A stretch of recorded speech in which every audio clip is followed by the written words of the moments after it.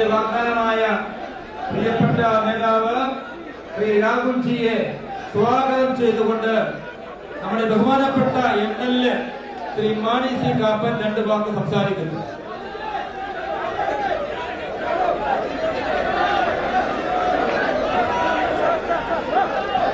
Most respected Rahul Gandhi ji, ഈ യോഗത്തിന്റെ അധ്യക്ഷൻ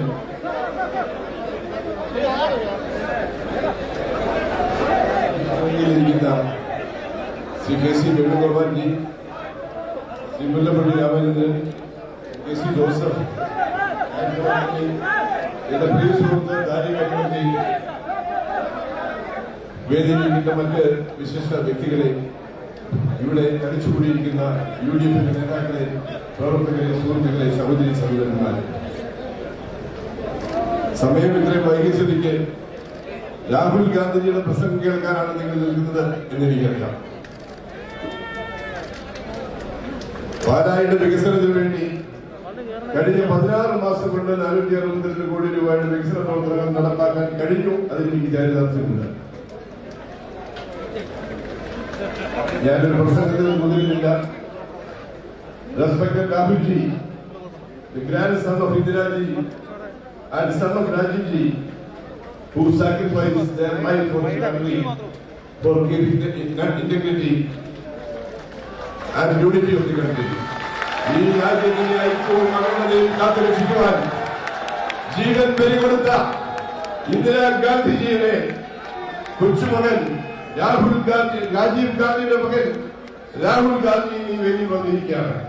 ഓരോ UDF പ്രവർത്തകരോടും എനിക്ക് ഒന്നേ അഭ്യർത്ഥിക്കുവാനുള്ളൂ, ഈ രാജ്യത്തിന്റെ ഐക്യവും അഖണ്ഡതയും കാത്തുരക്ഷിക്കുവാൻ, ഈ രാജ്യത്തെ തകർക്കാൻ ശ്രമിക്കുന്ന ചിത്രശക്തികളെ, രാജ്യത്തിന്റെ അകത്തും പുറത്തുമുള്ള ചിത്രശക്തികളെ ചെറുക്കാൻ രക്തം ചിന്തിയും ജീവൻ ബലിയർപ്പിച്ചും ഇവിടെ എത്തിയിരിക്കുന്ന UDF-കാർ ഉണ്ട് എന്ന് ബോധ്യപ്പെടുത്തുവാൻ ഇന്ത്യയുടെ ഐക്യത്തിന്റെ മന്ത്രം, അഖണ്ഡതയുടെ മന്ത്രം, ഐശ്വര്യത്തിന്റെ മന്ത്രം ജയ് ഹിന്ദ് എന്ന് ഞാൻ പറയുമ്പോൾ ഒരേ ഒരു പ്രാവശ്യം നിങ്ങൾ ഏറ്റുവേണം. നിങ്ങളുടെ ശബ്ദം ഈ രാജ്യത്തിന്റെ അതിർത്തികൾ കടന്ന് ശത്രു രാജ്യങ്ങൾ വരെ അവരുടെ ചെവിയിലെത്തണം. ഈ രാജ്യത്തിന്റെ സ്വാതന്ത്ര്യത്തിനു വേണ്ടി പോരാടിയ സ്വാതന്ത്ര്യ സമര സേനാനികളുടെ ആത്മാക്കൾക്ക് നിത്യശാന്തി ലഭിക്കണം.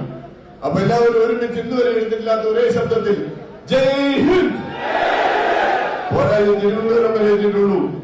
ഇന്നും ഈ രാജ്യത്തിന്റെ അതിർത്തികൾ കാക്കുന്ന, ഈ രാജ്യത്തിന് വേണ്ടി മരിച്ച പട്ടാളക്കാർക്ക് വേണ്ടി, ഇന്നും ഈ രാജ്യത്തിന് വേണ്ടി ജീവൻ ബലിയർപ്പിക്കാൻ തയ്യാറായി നിൽക്കുന്ന പട്ടാളക്കാർക്ക് വേണ്ടി ഒരേ ഒരു പ്രാവശ്യം നിങ്ങൾ ഏറ്റുവിളിക്കുക, ജയ് ഹിന്ദ്. നന്ദി, നമസ്കാരം. I request Rahulji to deliver this speech.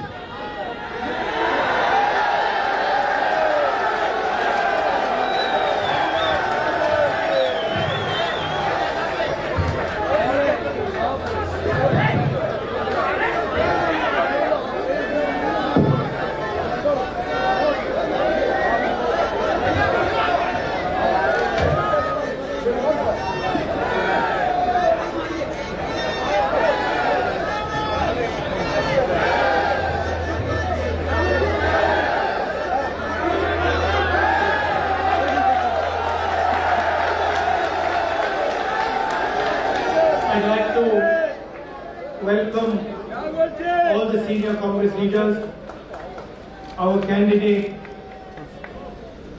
and Congress workers, friends from the media. നമ്മുടെ വേദിയിലെ ബഹുമാന്യരായ നേതാക്കളെ, നമ്മുടെ പ്രിയങ്കരനായ സ്ഥാനാർത്ഥി, അതുപോലെ ഇവിടെ സന്നിഹിതരായിരിക്കുന്ന എത്രയും പ്രിയപ്പെട്ട കോൺഗ്രസിന്റെയും UDF-ന്റെയും പ്രവർത്തകന്മാരെ, മാധ്യമ സുഹൃത്തുക്കളെ, നിങ്ങളെല്ലാവരെയും ഞാൻ യോഗത്തിലേക്ക് സ്വാഗതം ചെയ്യുകയാണ്.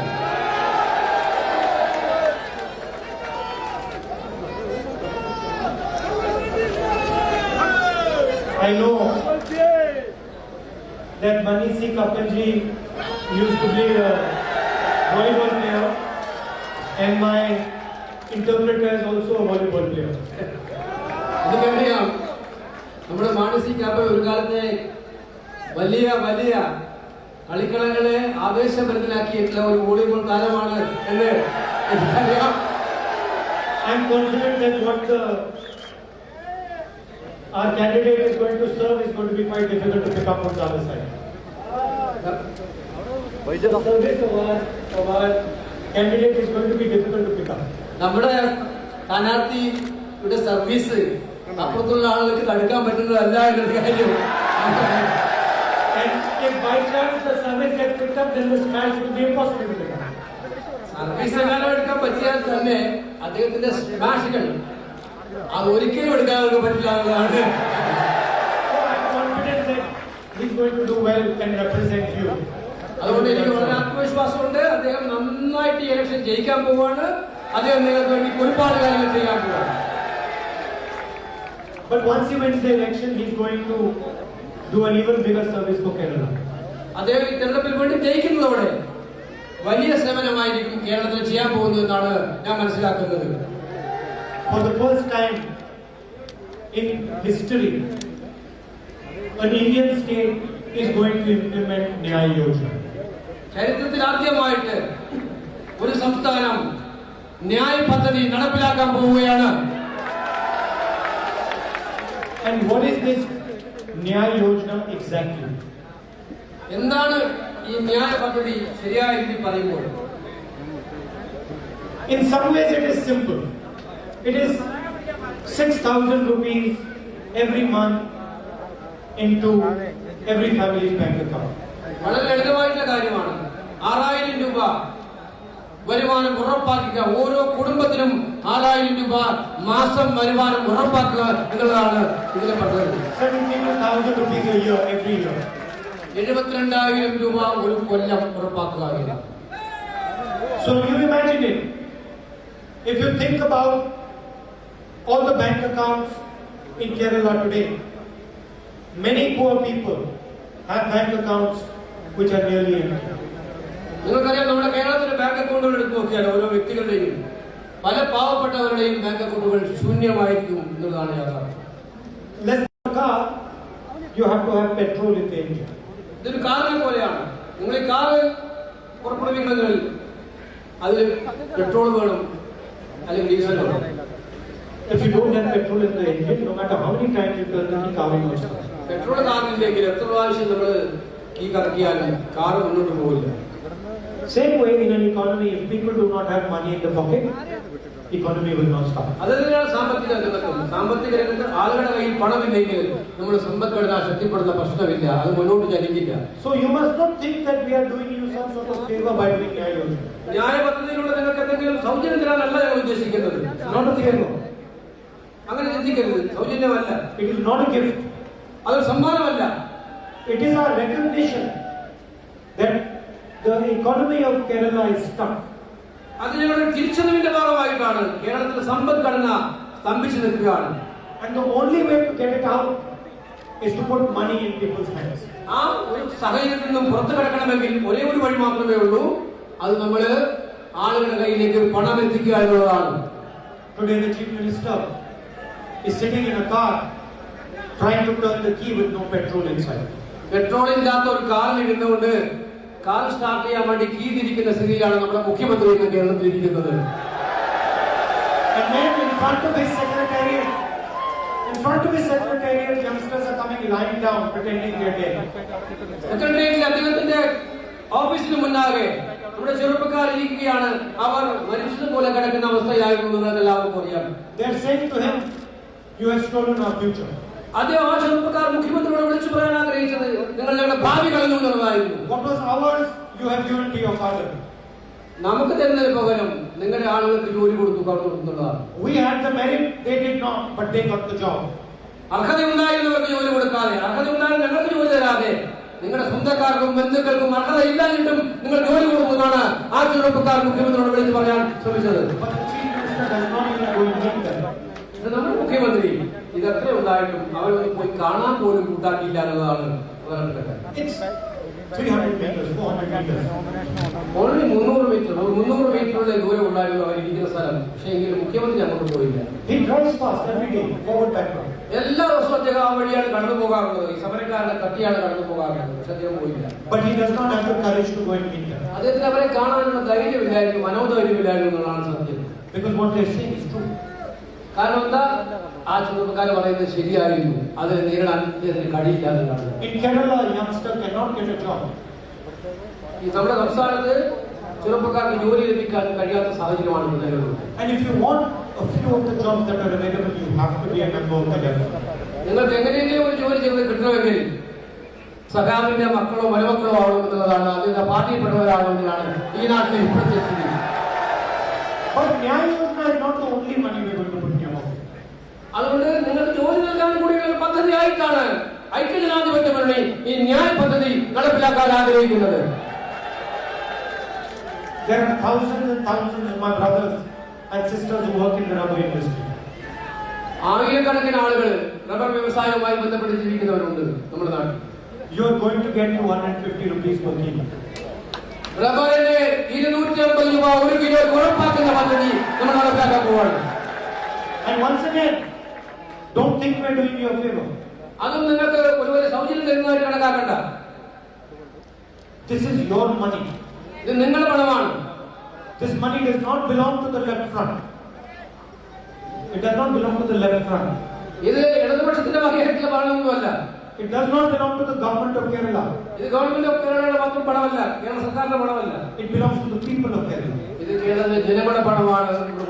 And every rupee, I'm confident that every rupee we put in your hands will go to start the economy of Kerala and get Kerala jobs. നിങ്ങൾക്ക് തരുന്ന ഓരോ പൈസയും, റബ്ബറിന്റെ കാര്യത്തിൽ നിങ്ങൾക്ക് തരുന്ന ഓരോ രൂപയും അത് നമ്മുടെ നാടിന്റെ സമ്പദ്ഘടനയെ ശക്തിപ്പെടുത്താൻ വേണ്ടി മാർക്കറ്റിലേക്ക് ഒഴുകുന്ന പണമായി മാറും. ഇതിലൊരു സംശയമില്ല. It's not complicated. I will explain it to you in 2 minutes. ഇതൊരു ആശയക്കുഴപ്പമുണ്ടാകാതെ 2 മിനിറ്റ് കൊണ്ട് ഞാൻ വിശദീകരിച്ചു തരാം. We are going to put money in the pockets of farmers and poor people. നമ്മൾ സാധാരണ പാവപ്പെട്ടവരുടെ കൈകളിലേക്കും കൃഷിക്കാരുടെ കൈയിലേക്കും നമ്മൾ പണം നിക്ഷേപിക്കുമ്പോൾ they are going to take that money and buy things for their children, for their parents, for their loved ones. ആ പണം എടുത്തുകൊണ്ട് അവരുടെ കുട്ടികൾക്ക്, ബന്ധുക്കൾക്ക്, വേണ്ടപ്പെട്ടവർക്ക് തന്നെ അവർ കടയിൽ പോയി സാധനങ്ങൾ വാങ്ങിക്കും. Somebody will buy shoes, somebody will buy a shirt, somebody will buy a pen. ചിലർ ഷൂസ് വാങ്ങും, ചിലർ ഷർട്ട് വാങ്ങും, ചിലർ പാന്റ് വാങ്ങും. The moment you desire to buy something, someone will have to produce it. ഈ സാധനങ്ങളൊക്കെ വാങ്ങുമ്പോൾ അത്തരം സാധനങ്ങൾ നിർമ്മിക്കേണ്ടി വരും, അതിന് ഡിമാൻഡ് കൂടും. അത്തരം സാധനങ്ങൾ കൂടുതലായി നിർമ്മിക്കേണ്ടതായിട്ട് വരും. The factories that are shut today will be forced to open. ഇന്ന് അടച്ചു കിടക്കുന്ന ഫാക്ടറികളെല്ലാം തുറന്ന് പ്രവർത്തിക്കേണ്ടി വരും അത്തരം കാര്യങ്ങൾ ഉത്പാദിപ്പിക്കാനായി. Those factories will go towards the young people of Kerala and say, come please work in our factory, we need to produce things. അത്തരം ഫാക്ടറികൾ നമ്മുടെ ചെറുപ്പക്കാരോട് പോയി പറയും, വരൂ ഞങ്ങളോടൊപ്പം ജോലി ചെയ്യൂ, നമുക്ക് ഈ കാര്യങ്ങൾ ഉത്പാദിപ്പിക്കേണ്ടതായിട്ട് നിങ്ങൾക്ക് ഞങ്ങൾ ജോലി തരാമെന്ന് അവർ പോയി പറയും. And we will start the economy of Kerala. അങ്ങനെ കേരളത്തിലെ സമ്പദ്ഘടനയെ നമ്മൾ പുനരുജ്ജീവിപ്പിക്കാൻ ആരംഭിക്കും. I also understand that there are farmers who feel under attack. നമുക്കെല്ലാവർക്കും അറിയാം നമ്മുടെ കൃഷിക്കാരെല്ലാം ആക്രമണത്തിന് വിധേയരായിരിക്കുന്നവരാണ്. You look at the country, Prime Minister has passed 3 new laws to destroy agriculture. നമ്മുടെ രാജ്യത്തെ കാർഷിക മേഖലയെ തകർക്കാനായിട്ടാണ് നമ്മുടെ പ്രധാനമന്ത്രി 3 നിയമങ്ങൾ പാർലമെന്റിൽ പാസാക്കിയത്. To take away what belongs to the farmers. കൃഷിക്കാരന്റെ കയ്യിലെല്ലാം എടുത്തുകൊണ്ട് പോകുന്നതിന് വേണ്ടിയുള്ള ഗവൺമെന്റിന് വേണ്ടിയുള്ള നിയമങ്ങളാണ് ആ നിയമങ്ങൾ. And give it to the most powerful rich people. അത്തരം കാര്യങ്ങൾ കൃഷിക്കാരൻ എടുത്ത് ഇന്ത്യയിലെ ഏറ്റവും ശക്തരായ 3 ധനാഢ്യന്മാർ കൊടുക്കുന്നതിന് വേണ്ടിയിട്ടാണ് അത് ആ നിയമങ്ങൾ ഉണ്ടാക്കിയത്. So in our manifesto we are committing not only 250 rupees to rubber farmers, but we are also committing a separate budget for all our farmers in Kerala. അതുകൊണ്ട് നമ്മൾ മാനിഫെസ്റ്റോയിൽ നമ്മുടെ പ്രകടന പത്രികയിൽ നമ്മൾ ഉറപ്പ് നൽകാൻ ആഗ്രഹിക്കുകയാണ്. 250 രൂപ ഒരു കിലോ റബ്ബറിന് ഉറപ്പ് വരുത്തുന്നത് മാത്രമല്ല, നമ്മുടെ നാട്ടിലെ കൃഷിക്കാർക്ക് വേണ്ടി മാത്രമായിട്ട് ഒരു പ്രത്യേക ബഡ്ജറ്റ് ആരംഭിക്കുമെന്നുള്ളത് ഐക്യജനാധിപത്യത്തോട് പറയാണ്. കൃഷിക്കാർക്ക് വേണ്ടി മാത്രമായി ഒരു പ്രത്യേക budget. Right in the beginning of the year we will tell you exactly how many rupees we are going to give you. വർഷാരംഭത്തിൽ തന്നെ ബഡ്ജറ്റ് അവതരിപ്പിച്ചുകൊണ്ട് നമ്മൾ പറയും എത്ര രൂപയാണ് നമുക്ക് കൃഷിക്കാർക്ക് വേണ്ടി കൊടുക്കാൻ പോകുന്നത്, കാർഷിക മേഖല ശക്തമാക്കാൻ എന്താണ് ചെയ്യാൻ പോകുന്നത്, പ്രത്യേക ബഡ്ജറ്റിലൂടെ നമ്മൾ ഈ നാടിനോട് പറയും. We will tell you exactly what we are going to do for you, so it is clear and there is no confusion. നമ്മൾ കൃത്യമായിട്ടും ജനങ്ങളോട് പറയും നമ്മൾ എന്താണ് ചെയ്യാൻ പോകുന്നത് എന്നുള്ള കാര്യം ഇതിലൂടെ. Finally, I would like to say something about the state. ചില കാര്യങ്ങൾ എനിക്ക് നമ്മുടെ സംസ്ഥാനത്തെ കുറിച്ച് പറയേണ്ടതായിട്ടുണ്ട്. I spoke about a strong economy and job creation. സമ്പദ്ഘടന ശക്തമാക്കുന്നതിനെ കുറിച്ചും ജോലി സാധ്യതകൾ വർദ്ധിപ്പിക്കുന്നതിനെ കുറിച്ചും ഞാൻ നിങ്ങളോട് പറഞ്ഞു. But you cannot have an economy and job creation without parliament. പക്ഷേ ഒരു സമ്പദ്ഘടനയും അതുപോലെ തന്നെ തൊഴിൽ നിങ്ങൾക്ക് ഉണ്ടാകണമെങ്കിൽ It cannot be done. ഈ നാട്ടിൽ സഹോദരപൂജ്യമായിട്ടുള്ള സ്നേഹത്തോടു കൂടിയുള്ള ഒരു സാഹചര്യം ഉണ്ടായെങ്കിൽ മാത്രമേ സാധിക്കൂ. It cannot be done. It cannot happen. അല്ലാതെ നടക്കില്ല. Now I want to tell you a story. ഞാൻ ഒരു കഥ പറയാൻ ആഗ്രഹിക്കുകയാണ്. Some years back I went to the Middle East. ഞാൻ കുറച്ച് വർഷങ്ങൾക്ക് മുമ്പ് നമ്മുടെ ഗൾഫ് നാടുകളിൽ പോവുകയുണ്ടായി. And the government there decided to show me a hospital. അവിടുത്തെ സർക്കാർ എന്നെ ഒരു ഹോസ്പിറ്റലിൽ കാണാൻ കൊണ്ടുപോവുകയുണ്ടായി. So I went there and I sat down, and then after the tour I asked them, what is the secret of your hospital? ഞാൻ ആ ആശുപത്രിയുടെ പരിസരങ്ങളും ആശുപത്രി ഉപകരണങ്ങളും എല്ലാം സന്ദർശിച്ചതിന് ശേഷം ആ ആശുപത്രിയുടെ മാനേജ്മെന്റിലെ ആളുകൾ ചോദിച്ചു, എന്താണ് ഈ ആശുപത്രിയുടെ വിജയ രഹസ്യം എന്നുള്ളത്. They were very proudly showing me all the machines, the ICU, all the rooms, clean rooms. And I asked them, so tell me, what is your secret? അവര് ആധുനിക ഉപകരണങ്ങള്, ആധുനിക സജ്ജീകരിച്ച മുറികള്, അതെല്ലാം അവർ കാണിക്കുകയുണ്ടായി. എന്നിട്ട് ഞാൻ വീണ്ടും ചോദിച്ചു, എന്താണ് നിങ്ങളുടെ ആശുപത്രിയുടെ വിജയ രഹസ്യം? I thought they would tell me we have the best technology. ഞാൻ വിചാരിച്ചത് അവർ പറയും ഏറ്റവും കൂടുതൽ സാങ്കേതിക വിദ്യ ഞങ്ങൾക്കുണ്ട് എന്ന് പറയുന്നുണ്ടായിരുന്നു. I thought they would tell me we have the best strategy. അല്ല, അവർ പറയുമായിരുന്നു ഏറ്റവും നല്ല ഡോക്ടർമാർ അവിടെ ഉണ്ട് എന്ന് അവർ പറയുമായിരുന്നു. ഞാൻ The CEO of the hospital looked at me and says, Kerala nurses are our secret. ആ ആശുപത്രിയുടെ ഉന്നത ഉദ്യോഗസ്ഥൻ CEO അദ്ദേഹം പറഞ്ഞു, ഞങ്ങളുടെ വിജയത്തിന്റെ ഏറ്റവും വലിയ രഹസ്യം നമ്മുടെ മലയാളികളായ നഴ്സുമാരാണ് എന്നുള്ള കാര്യം പറയുകയുണ്ടായി. So I said, what do you mean? Why are Kerala nurses your secret? What is so special about Kerala? ഞാൻ അവരോട് ചോദിച്ചു, എന്തുകൊണ്ടാണ് കേരള നഴ്സസിന് മാത്രം ഇങ്ങനെ ഒരു പ്രത്യേകത?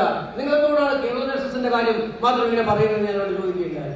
You have the best technology, you have the best machines, you have a fancy hospital, you can get nurses from anywhere. Why Kerala nurses? നിങ്ങൾ നല്ല സാങ്കേതിക വിദ്യയുണ്ട്, നല്ല ഉപകരണങ്ങളുണ്ട്, നല്ല മനോഹരമായ ആശുപത്രി കെട്ടിടമുണ്ട്, നിങ്ങൾക്ക് എവിടെ നിന്ന് വേണമെങ്കിലും നഴ്സുമാരെ കിട്ടും. ഇതെല്ലാം നിങ്ങൾ കേരള നഴ്സുമാരുടെ കാര്യം മാത്രം എടുത്ത് പറയുന്നത് ഞാൻ ചോദിക്കുകയുണ്ടായി. And he says to me, you know, we've tried nurses from many different places. നമ്മൾ പല സ്ഥലങ്ങളിൽ നഴ്സുമാരെ കണ്ടിട്ടുണ്ടെന്ന് പറഞ്ഞു. But Kerala nurses are the ones who can understand the pain of a patient best. പക്ഷെ കേരളത്തിലെ നഴ്സുമാരാണ് ഒരു രോഗിയുടെ യഥാർത്ഥ വേദന അറിയാൻ കഴിയുന്നവരെന്ന് അവരെ പറയുന്നത്. They understand suffering of a patient better than anybody else. രോഗിയുടെ സങ്കടാവസ്ഥ, പ്രയാസങ്ങള്, ആ ബുദ്ധിമുട്ടുകൾ ഏറ്റവും നന്നായി അറിയാൻ കഴിയുന്നവര് മലയാളി നഴ്സുമാരാണെന്ന് അവർ പറയുന്നത്. We don't know what it is, but our patients love Kerala nurses. എന്താണ് ഇതിന്റെ രഹസ്യമെന്ന് നിങ്ങൾക്ക് അറിയില്ല, പക്ഷേ ഞങ്ങളുടെ രോഗികള് കേരള നഴ്സുമാരെ ഏറ്റവും അധികം സ്നേഹിക്കുന്നു, ഇഷ്ടപ്പെടുന്നു എന്നതാണ് സത്യം. They treat them as if they are family members. അവർ ഒരു സ്വന്തം കുടുംബത്തിലെ അംഗങ്ങളെ പോലെ അവർ നമ്മളെ കാണുമെന്നതാണ് രോഗികൾ പറയാറുള്ളത്. So why am I telling you this story? എന്തുകൊണ്ടാണ് ഈ കാര്യം ഞാൻ നിങ്ങളോട് പറയുന്നത്? Because Kerala, through your nurses, is the spirit of empathy. Keralam പുറത്ത് കാണിക്കുന്നത് നമ്മുടെ നഴ്സുമാരിലൂടെ നമ്മുടെ സഹോദര ഭാവമാണ്, സ്നേഹവും സൗഹാർദ്ദവും പ്രകടിപ്പിക്കുന്ന ഭാവമാണ് നമ്മൾ പുറത്തേക്ക് കാണിക്കുന്നത്. Kerala is understanding the other person. നമ്മൾ മറ്റുള്ളവരെ മനസ്സിലാക്കാൻ ശ്രമിക്കുന്നവരാണ് കേരള എന്ന് പറഞ്ഞാൽ. Maybe his religion is different than mine. Maybe his language is different than mine. But I will understand his point of view. ഭാഷ വ്യത്യസ്തമായിക്കോട്ടെ, സമുദായം വ്യത്യസ്തമായിക്കോട്ടെ, ജാതി വ്യത്യസ്തമായിക്കോട്ടെ, പക്ഷേ പരസ്പരം മനസ്സിലാക്കാൻ കഴിയുന്നവരാണ് മലയാളികൾ എന്നതാണ് ഏറ്റവും പ്രധാനപ്പെട്ട കാര്യമായി തോന്നുന്നു. So this is your strength. ഇതാണ് നമ്മുടെ ശക്തി, നിങ്ങളുടെ ശക്തി. But there are forces in this country and in this state that want to divide you. പക്ഷേ ഈ നാട്ടിൽ ചില ശക്തികളുണ്ട്, നിങ്ങളെ ഈ സ്നേഹത്തെയും സഹവർത്തത്തെയും എല്ലാം വിഭജിച്ച് നാട്ടിലെ ജനങ്ങളെ വിഭജിക്കാൻ ശ്രമിക്കുന്ന ചില ശക്തികൾ നമ്മുടെ രാജ്യത്തും നമ്മുടെ സംസ്ഥാനത്തും ഇപ്പോൾ ഉണ്ട്. It's like telling the nurses, if a person is Christian, or a person is Hindu, or a person is Muslim, or a person is Sikh, treat him differently. ഇത് നമ്മൾ പറയുന്നത് പോലെയാണ്, ക്രിസ്ത്യാനിയായ രോഗിയോട്, മുസ്ലിമായ രോഗിയോട്, ഹിന്ദുവായ രോഗിയോട്, സിഖുകാരനായ രോഗിയോട് വ്യത്യസ്ത രീതിയിൽ പരിചരിക്കാൻ പറയുന്നത് പോലെയാണ് പറയുന്നത്. If you ask a Kerala nurse, when you're treating a person who's ill, do you listen to the language he speaks? Do you care about the religion he follows? They will answer, no, we don't. We only care about his illness. നമ്മുടെ കേരളത്തിലെ മലയാളി നഴ്സുമാരോട് നിങ്ങൾ ഈ രോഗിയെ ചികിത്സിക്കുമ്പോൾ അവരുടെ ജാതി നോക്കാറുണ്ടോ, അവരുടെ ഭാഷ നോക്കാറുണ്ടോ, അല്ലെങ്കിൽ മറ്റൊരു പ്രത്യേകം നോക്കാറുണ്ടോ ചോദിച്ചാൽ അവർ മറുപടി പറയും, ഇല്ല, ഞങ്ങൾ രോഗിയുടെ സുഖവിവരങ്ങൾ മാത്രം നോക്കുന്നവരാണ് എന്ന് പറയും. And we only understand his illness because we accept that he is a human being like us. നമ്മൾ മനസ്സിലാക്കുന്നത് അദ്ദേഹം നമ്മളെ പോലെ ഒരു മനുഷ്യ ജീവിയാണ് എന്നുള്ള വികാരം നമ്മൾ നിയന്ത്രിക്കുന്നതുകൊണ്ടാണ് പറയാൻ പറ്റുന്നത് അവർ പറയും. And so that is the spirit with which you should think about this election. ആ ഒരു വികാരമാണ് നമ്മളെ ഈ തെരഞ്ഞെടുപ്പിൽ നിയന്ത്രിക്കേണ്ടതായിട്ടുള്ളത്. There is no place for a violent ideology in Kerala. അക്രമകരമായിട്ടുള്ള ഒരു ആശയത്തിന് ഈ കേരളത്തിൽ ഒരു സ്ഥാനവുമില്ല. There is no place for division in Kerala. വിഭജനത്തിന്റെ ഒരു ആശയത്തിന് കേരളത്തിൽ ഒരു സ്ഥാനവുമില്ല. There is no place for hatred in Kerala. വിദ്വേഷത്തിന്റെ സാഹചര്യത്തിന് ഒരു സ്ഥാനവും കേരളത്തിലില്ല. You are too big, too intelligent, too smart for that. നിങ്ങൾ വളരെ ബുദ്ധിമാന്മാരാണ്, വളരെ കഴിവുള്ളവരാണ്, ശേഷിയുള്ളവരാണ് ആ കാര്യത്തിൽ. And it is only through that you will get success. അതിലൂടെ മാത്രമേ, സ്നേഹത്തിലൂടെ, വിദ്വേഷമില്ലായ്മയിലൂടെ, ഇതിലൂടെയൊക്കെ മാത്രമേ നമുക്ക് വിജയത്തിലേക്ക് എത്താൻ കഴിയൂ. We don't want to run a government that is going to tell you what to do. നമ്മുടെ ഒരു ഗവൺമെന്റ് എങ്ങനെയാണ് നിങ്ങൾ പ്രവർത്തിക്കേണ്ടത്, എന്താണ് നിങ്ങൾ ചെയ്യേണ്ടത് എന്ന് പറയുന്ന ഒരു രീതി ഉണ്ടാക്കുന്ന ഒരു ഗവൺമെന്റ് കൊണ്ടുപോകാൻ ആഗ്രഹിക്കുന്നില്ല. We don't want to tell you that we understand everything like Mr. Modi does or like the Chief Minister of Kerala does. നമ്മുടെ പ്രധാനമന്ത്രിയും മുഖ്യമന്ത്രിയായിട്ടുള്ള എല്ലാ കാര്യങ്ങളും ഞങ്ങൾക്ക് അറിയാം എന്ന കാര്യം ഞങ്ങൾക്കില്ല. That maybe Karl Marx explained how the world works some years back. ചിലപ്പോൾ കാർൽ മാർക്സ് വർഷങ്ങൾക്ക് മുമ്പ് എങ്ങനെയാണ് ലോകം മുന്നോട്ട് പോകേണ്ടതിനെ കുറിച്ച് അദ്ദേഹം പറഞ്ഞിട്ടുണ്ടാവും. We are only interested in working with you together. നമ്മൾ താല്പര്യപ്പെടുന്നത് നിങ്ങളോടൊപ്പം പ്രവർത്തിച്ച് നിങ്ങളുടെ വികാരങ്ങൾ പങ്കുവെച്ച് മുന്നോട്ട് പോകാനാണ്. We don't want to be an organization of some ideology. We want to be your organization. മറ്റേതെങ്കിലും ആശയത്തിന്റെ ഒരു സംഘടനയാകാനല്ല നമ്മൾ ആഗ്രഹിക്കുന്നത്. നമ്മൾ ആഗ്രഹിക്കുന്നത് നിങ്ങളോടൊപ്പം കൂടി ചെന്ന് നിങ്ങളുടെ ആശയങ്ങളെ ക്രോഡീകരിക്കുന്ന ഒരു സംഘടനയാകാനാണ്. We want to listen to what you are saying to us. നിങ്ങൾ പറയുന്നത് എന്താണെന്ന് കേൾക്കാനാണ് നമ്മൾ താല്പര്യപ്പെടുന്നത്. And I guarantee you, if we are in government and youngsters are sitting in front of the secretariat, our chief minister will go and meet those youngsters. നമ്മളാണ് ഗവൺമെന്റിലെങ്കിൽ ഒരു സംശയം വേണ്ട, നമ്മുടെ ചെറുപ്പക്കാർ സെക്രട്ടറിയുടെ മുമ്പിൽ ഇരിക്കുകയാണെങ്കിൽ അവിടെ പോയി അവരെ കാണുന്ന ഒരു മുഖ്യമന്ത്രിയായിരിക്കും നമുക്കുണ്ടാവുക എന്നുള്ള കാര്യമാണ് നമുക്ക് പറയാനുള്ളത്. Even if they are angry with him, even if they are shouting at him, he will go and meet them. മുഖ്യമന്ത്രിയോട് അവർക്ക് വിദ്വേഷമുണ്ടാകാം, മുഖ്യമന്ത്രിക്കെതിരായ അവർ മുദ്രാവാക്യം വിളിച്ചിട്ടുണ്ടാകാം, എങ്കിലും നമ്മുടെ മുഖ്യമന്ത്രിയാണെങ്കിൽ അവർ പറയുന്നത് കേൾക്കാൻ അവിടെ പോകുമെന്നുള്ള കാര്യം ഞാൻ ഉറപ്പിച്ചു പറയുകയാണ്. And he will say to them, brother, I understand your pain. അവരോട് പറയും, നിങ്ങളുടെ വിഷമങ്ങളും വേദനകളും നമുക്ക് മനസ്സിലാക്കാൻ കഴിഞ്ഞിട്ടുണ്ട് എന്ന്. And I will do everything I can to reduce it. എന്തൊക്കെ ചെയ്യാൻ പറ്റുമോ അതൊക്കെ നിങ്ങളുടെ വിഷമം മാറ്റാൻ ചെയ്യുമെന്ന് ആ മുഖ്യമന്ത്രി പറയുകയും ചെയ്യും. But in a UPF government, I will never ever allow you to humiliate yourself. UPA ഗവൺമെന്റിന്റെ കാലത്ത് നിങ്ങളെ വിഷമിപ്പിക്കാൻ, നിങ്ങളെ വേദനിപ്പിക്കാൻ ഒരിക്കലും നമ്മൾ ശ്രമിച്ചിട്ടില്ല. Because that is against the spirit of my state. അത് നമ്മുടെ താല്പര്യങ്ങൾക്കെതിരായിട്ടുള്ള ഒരു ചിന്താഗതിയാണെന്ന് സംശയമില്ല. So that is what I wanted to tell you. അതാണ് എനിക്ക് നിങ്ങളോട് പറയാനുള്ളത്. It's quite hot and you come from far away to listen to me. ഇത് വളരെ ചൂടുള്ള, ഏറ്റവും പൊരിയുന്ന വെയിലത്താണ് നിങ്ങൾ വന്നിരിക്കുന്നത്. വളരെ ദൂരങ്ങളിൽ നിന്ന് നിങ്ങൾ വന്നിരിക്കുകയാണ് കാണാനായിട്ട്. So I'd like to thank you all very much. അതുകൊണ്ട് നിങ്ങളോടെല്ലാം നന്ദി പറയാൻ ആഗ്രഹിക്കുകയാണ്. Namaskar.